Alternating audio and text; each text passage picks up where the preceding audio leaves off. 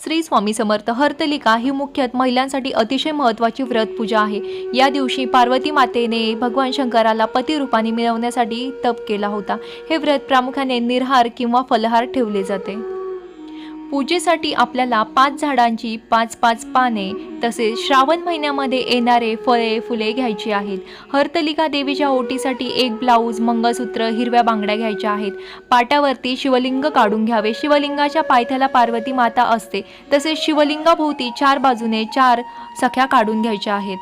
सर्वप्रथम वाळूच्या शिवलिंगावर थोडे चमच्याने दूध व पाणी घालावे.